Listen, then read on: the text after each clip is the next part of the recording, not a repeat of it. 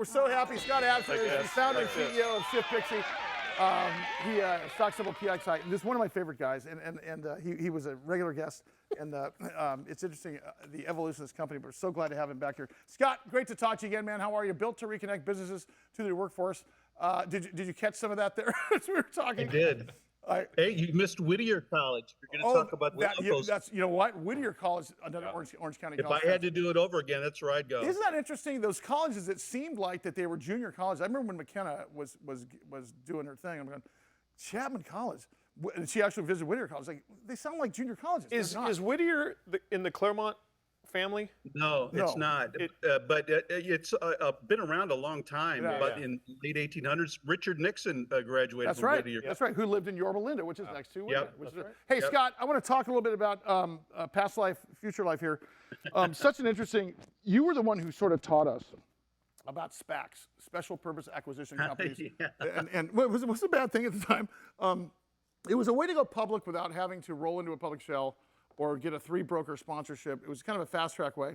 And what I thought was unfair was they opened the door for SPACs, and about a year later, all of a sudden the SEC and FINRA came down and said, oh, wait. And because of that, you guys had to put that truck in reverse.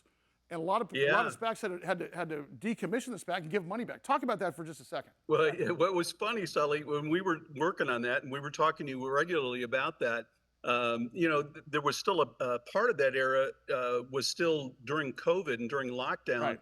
And so the SEC was kind of out of the office, so to speak.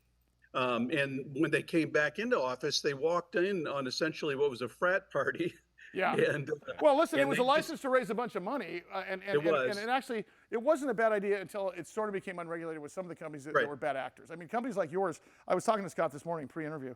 You have a real company. I mean, fundamentally, it's like, my God, it's a real, I mean, you've got a great company, you do a number of things. And even going back to the Ghost Kitchen days, I mean, you're reinventing Price Club and Costco with that model.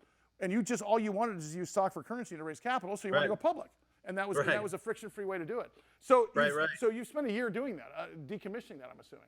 Yeah, we started the process. It was clear that it was going to be a lot more brain damage to do the transactions we wanted to do.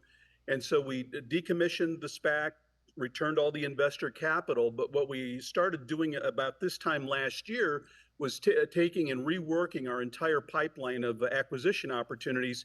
And we're in the process of just bringing those in, acquiring those into ShiftPixy.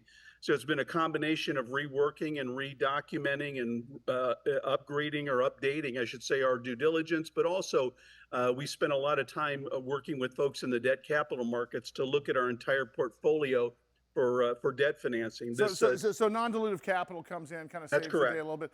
You know, when we first met you, the very first interview a couple years ago, we talk about you taking a page from the gig economy where you can help operators. Still are. Right, but there's a rumor out there that says you're also inserting AI into this whole picture. I saw an acquisition, I saw a human capital acquisition company from a couple weeks ago. Talk about that.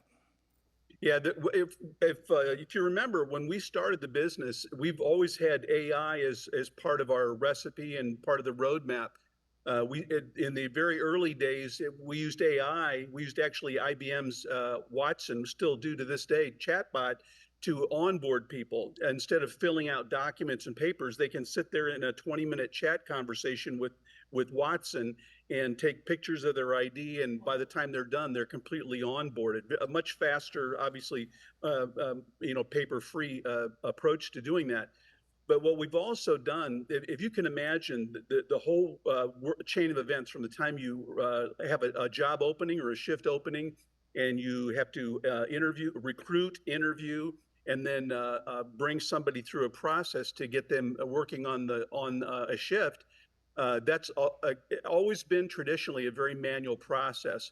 All the companies that we're buying, in fact, are all in that camp. They manually put people to work using all these hands-on processes. What we've been doing, and we've spent a lot of time testing since the end of last year, but we've got we use AI to do all those things that would normally be very manually done by humans. And now we're able to do that at scale. And the cool thing about AI is it doesn't get an attitude. It doesn't tire.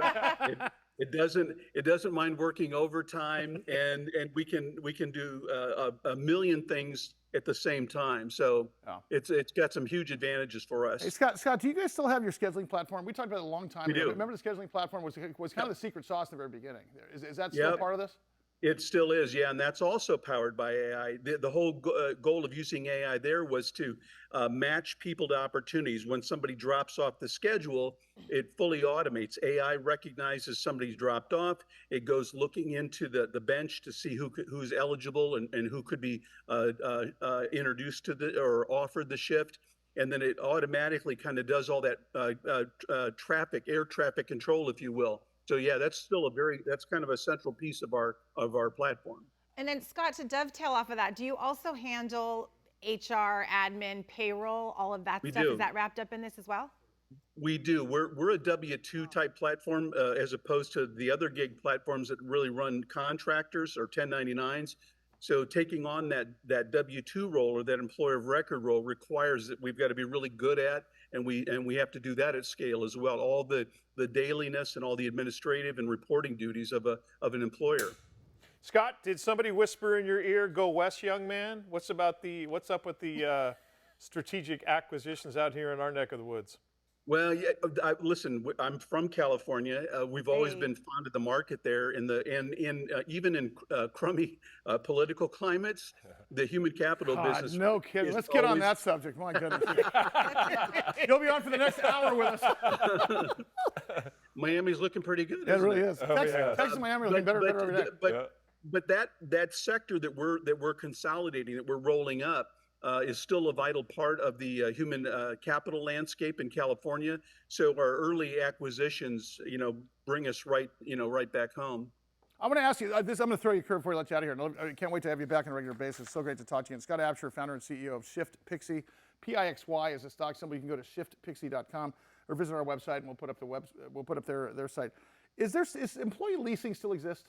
Employee leasing. It does. It's kind of a brilliant idea. Instead of having direct employees, you pay somebody else to lease those employees to do your specific jobs, and they handle all the HR, they handle the payroll, so on and so on. Right. Is that coming back as a viable source post-COVID? It's never really left. It's always been in the ether, and it's really a product or service. And by the way, that's a part of our legacy business. We still do that from time to time.